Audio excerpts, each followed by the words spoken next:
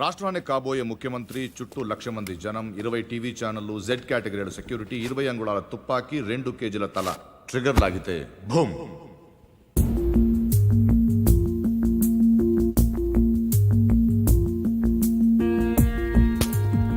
ఇందులో 3 ప్రాబ్లమ్స్ ఉన్నాయి. 1, బుల్లెట్ ఈ గన్లోంచి పేర్లేదు. పోనీ కాల్చిన వాడి దగ్గర 2 గన్లు ఉన్నాయి, కాల్చింది పట్టుకుపోయి దీన్ని వదిలేశాడు అనుకుందాం. 2, ఈ యాంగిల్ నుంచి కాలిస్తే బుల్లెట్ తలపైన తగలాలి కానీ సరిగ్గా నుదుటి మధ్యన తగిలింది. It's straight shot. 3, శివారెడ్డి చచ్చిపోగానే పోలీసులు కరెక్ట్ గా ఈ బిల్డింగ్ దగ్గరికే వచ్చారు. ఎవరో చెప్పినట్టు బుల్లెట్ సౌండ్ విని ఉండొచ్చుగా సార్. 10,000 వాట్ల మైక్ సెట్లు, ఆ హోర్లో బుల్లెట్ సౌండ్ వినపడదు. తర్వాత ఏమైంది? ఈ బిల్డింగ్ నుంచి ట్రైన్ మీద దూకాడు సార్. ఇక్కడి నుంచా? వీడు ఒలింపిక్స్కి వెళ్ళి ఉంటే ఇండియా గోల్డ్ మెడల్ వచ్చిండేదయ్యా. ఏ పూరి, మీ బావన్ మాకు పరిచయం చేయవే.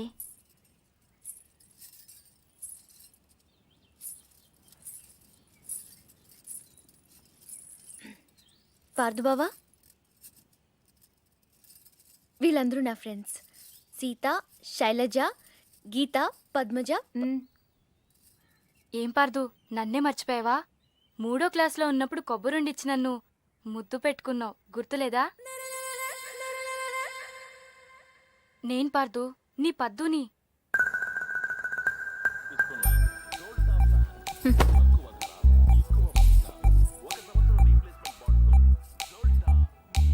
పాప అమ్మ వాళ్ళు వీడిని కాంప్లాన్ బాయ్ అనుకుంటున్నారు. చాలా కాంప్లికేటెడ్ బాయ్ అని తెలియదు వాళ్ళకి. వీడు నైలాన్ తాడ్లా కనిపించే నాగుపావు, కాశీ తాడ్లా కనిపించే కట్లపావు.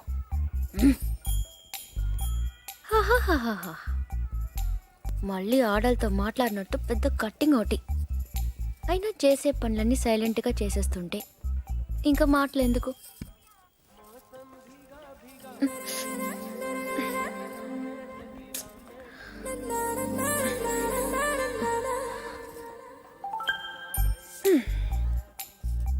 పదేళ్లకి అన్నీ చూసేస్తే 25 ఏళ్ళకి టీవీ చూడటం తప్ప ఇంకేం చేస్తాడు?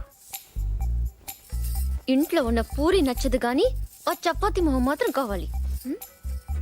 అయినా నా పిచ్చి కానీ 3వ క్లాస్లోనే ఇంత లవ్ స్టోరీ ఉందంటే వీడి ఖాతాలో ఇంకా ఎందరు పద్దులున్నారో, ఎన్ని ముద్దులున్నాయో అవన్నీ నాకెదికలే.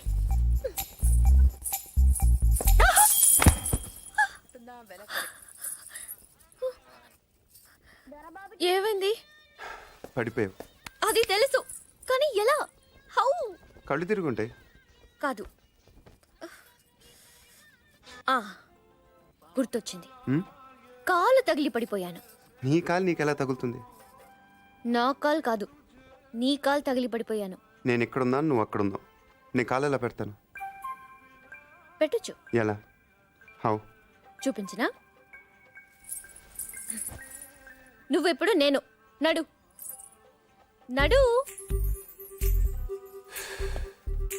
అక్కడెక్కడ కాదు బాబు, ఇక్కడమ్మా, ఆ బాల్ పక్కన.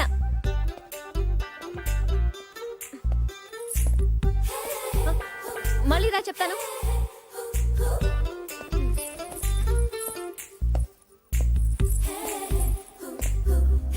ముచ్చటకు 3సారి.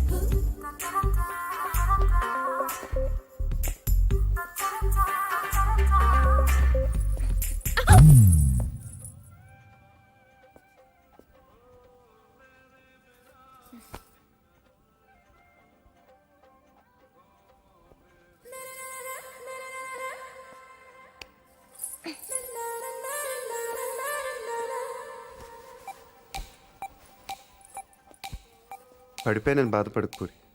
రోజు నడుస్తూ ఉండు, కొన్నాళ్ళకి అదే అలవాటు అవుతుంది.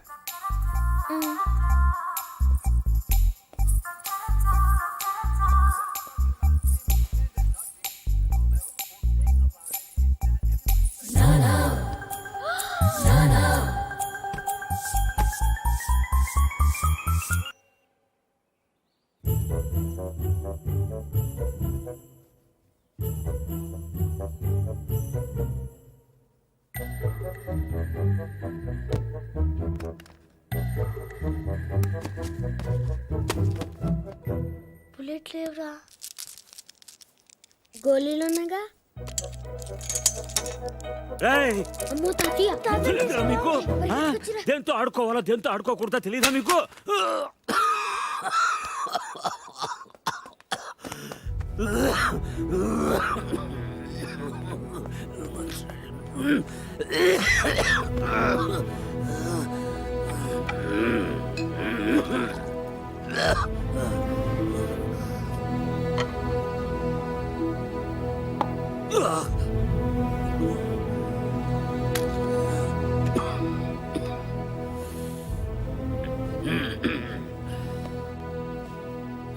అది మీ నాన్నది.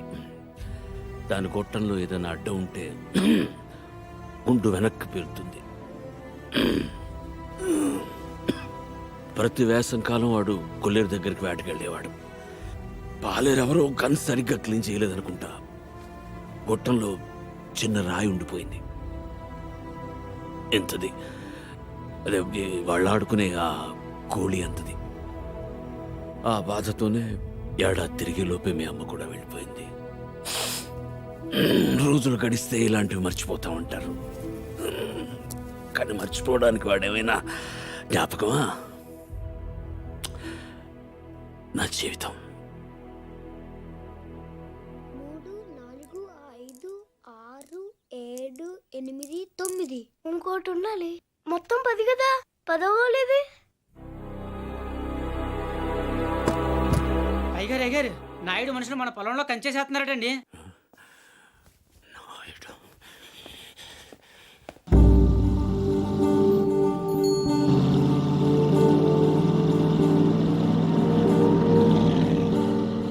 వాళ్ళెవరు? వాడు నాయుడని మన పక్క పొలం వాళ్ళదేనండి. బాగా లిటిగేషన్ మనిషి అండి. కాలం పక్కన ఉన్న మన 5 ఎకరాల ముక్క ఆడి పొలంలో కలిపేసుకోవాలని ఎప్పటి నుంచో చూస్తున్నాడండి. ఈసారి ఏకంగా కంచె వేసేసాడండి.